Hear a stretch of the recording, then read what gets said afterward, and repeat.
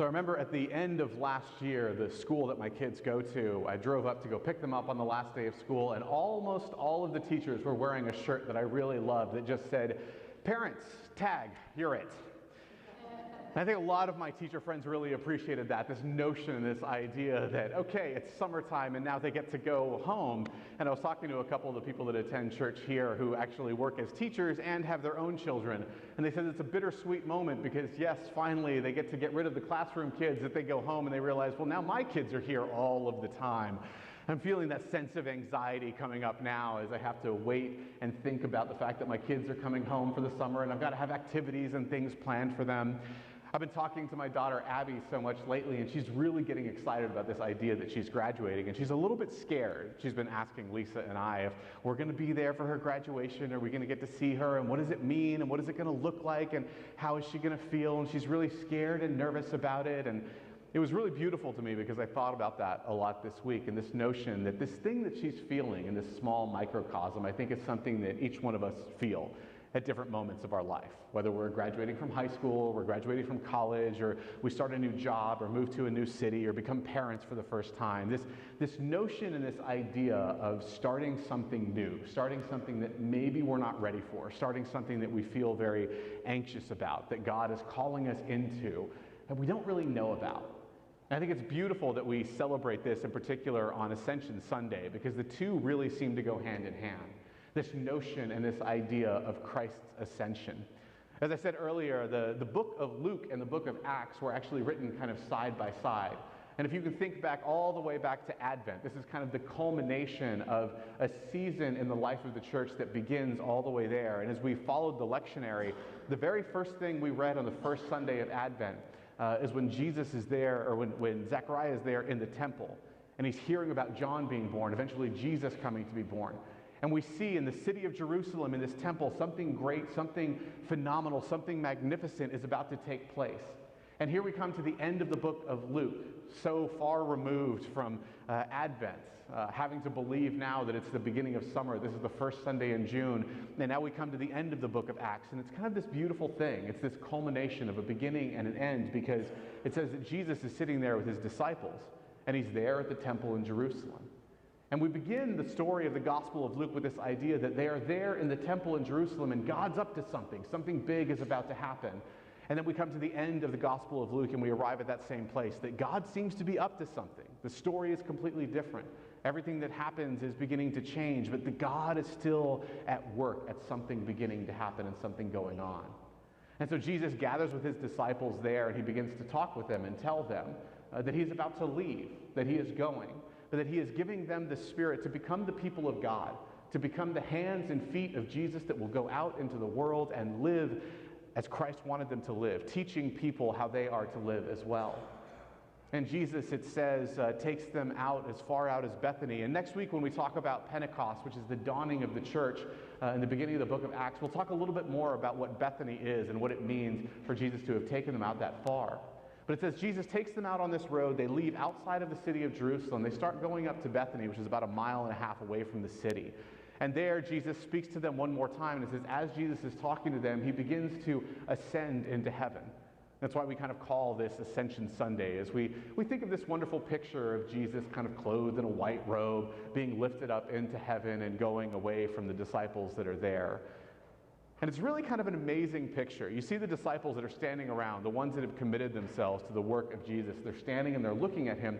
And just as Jesus said he was leaving from them, he begins to go and float up into heaven. And you start to kind of get this picture in your mind of the disciples just standing there watching him as he goes.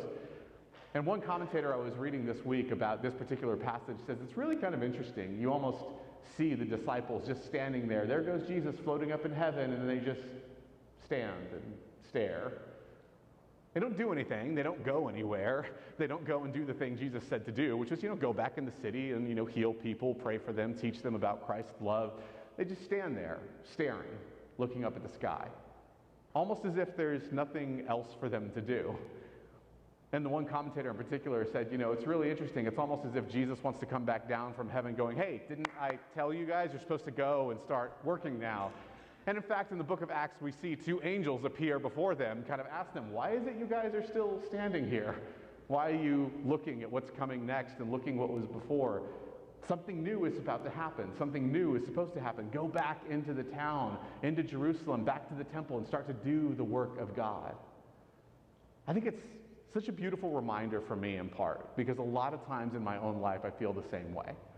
I feel that there are moments of my own life when God calls me to embark on a new journey, to start a new thing. And I find it so much easier to just stand there and stare up into the sky. I find it so much easier to sit and to wait, to contemplate, to think about, well, do I really want to do this? And to daydream about what might be, because sometimes that's easier than actually stepping out and doing it. It's amazing to me because on this day, on this Ascension Sunday, we are reminded of that. We're reminded of the fact that so often in life it seems easy for us to kind of want to go back to what was familiar. It's easy for us to go back to what is familiar. We know it. It's comfortable. I remember when my parents dropped me off at college, and I was in College Station at A&M, and I was there for the first time. I remember my parents driving away, and I thought to myself, oh, like, this is it. Like, I'm an adult now. I remember thinking to myself, like, who is it that I have to go? And realizing there's nobody that I have to talk to, nobody I have to go see. Everything that I do is kind of my own decision. And just the anxiety that kind of started to swell up inside of me because of that. Because whenever we start on a new thing, whether you embark on a new journey, you become a parent, you graduate, move on to something else, you have this uneasiness. You have this, really for lack of a better word, freedom, right? You have the freedom to be able to do whatever it is that you're going to become in that moment.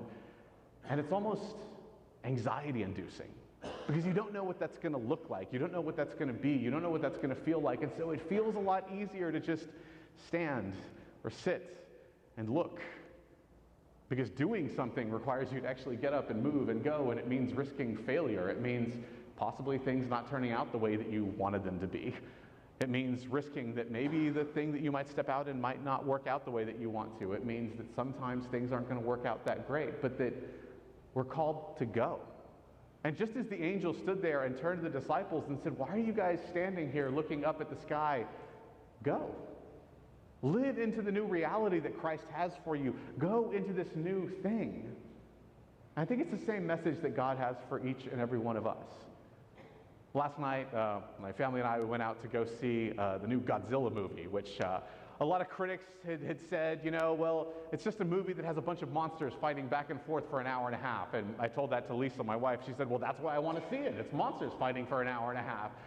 And as we went to go watch this, and we saw previews for new movies that are coming out, they're remaking Rambo now, they're remaking a lot of these older movies that we kind of grew up with in the 70s and the 80s and the 90s, and we're seeing them being remade into something new. And as I'm watching the previews for all of these different things, for Rambo and Godzilla and these movies that are coming out, it dawns on me. It's interesting that we as a society seem to be deeply nostalgic right now. I think in part we're nostalgic because it's easy to look at the world around us and think that it's kind of a mess. It's a little bit in shambles. We're not really sure what it looks like and what our place is and how it's supposed to be and how we're supposed to fit in it. And maybe that's true in our personal lives and maybe that's true in our public lives, but we seem to be longing for something, longing for a time and a place when things were better, when things were easier, when things made more sense to us. And it's easy for us to get there. It's easy for us to sit in a place where we can say, well, I want to go back to when it was familiar. I want to go back to when I remember things being good. And that's the temptation of life, I think. It's the temptation that we face on a regular daily basis, is to want to just pull back and to go back into that place where things are just familiar and nice and maybe even a little easier. But I think that that's rarely what God ever calls us into. That what God calls us into is this next thing. The next big phase in our life, whatever that may be and whatever that may look like, that God is always in the process of creating something new. The Presbyterian Church has what we call full ecumenical rights. That means that we share kind of rights in communion and in service with the ELCA Lutheran Church and the United Church of Christ. And a few years ago, the United Church of Christ was really empowered by this idea that quantum physics kind of states that the universe is continually expanding, that it's always moving and growing and going in different and new places. And so as a church, they decided that they were going to kind of rebrand their identity. And so they created the idea of a red comma. And the tagline for their church was, God is still speaking.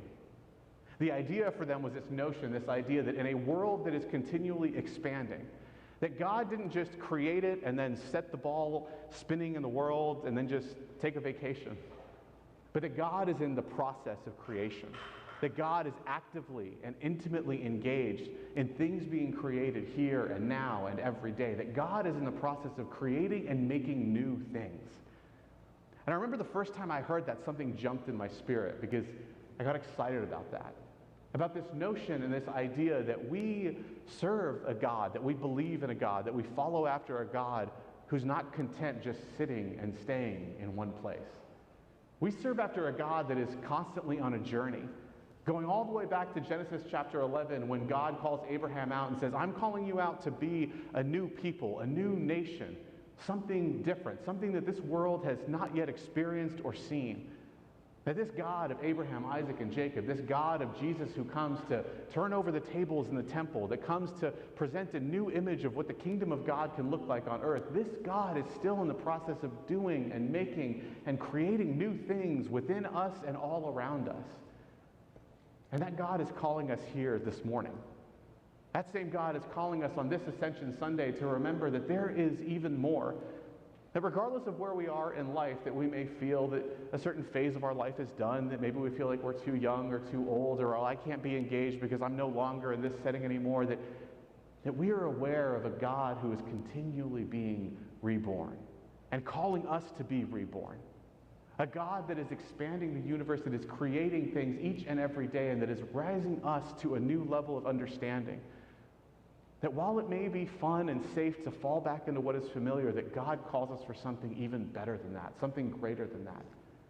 That God is calling us into the new chapter of our lives, whatever that may be.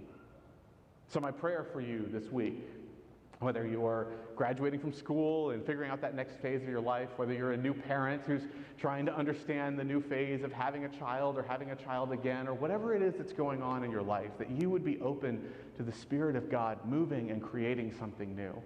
That you would be open to the Spirit of God calling you to dare greatly at trying new things. That you would realize what this really is, this meaning of being ascended, of moving from one phase of your life to the other. And knowing that it's going to be a little bit different. It always is. I had a friend call me this week, and he asked me, he has a son that's 2 years old, and we were college roommates and haven't connected in a while, and he said, so what is it like to have kids that are older? How old are your kids now? And I said, well, mine are 6 and 9. He said, well, how is that? And I paused. And he said, okay, well, that's not good. And I said, no, I remembered back to what an old colleague of mine once said. She said, each phase of your children's life is different. There's highs, there's lows, there's struggles that are different from the previous ones before, there's joys that are different from the previous ones before. But they're all good. They're all different and unique in their own way. Whatever it is that God is calling you into, whatever the next phase of your life, I can't promise you that it's going to be great. I can't promise you that it's going to be easy. There will be highs and lows, there will be struggles, there will be newness that comes with it.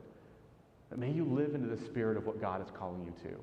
May you fully enjoy and embrace this next chapter of your life, whatever that may mean, because I know that God will remain with you through the midst of it. To God be the honor, glory, dominion, and power now and forevermore. Amen.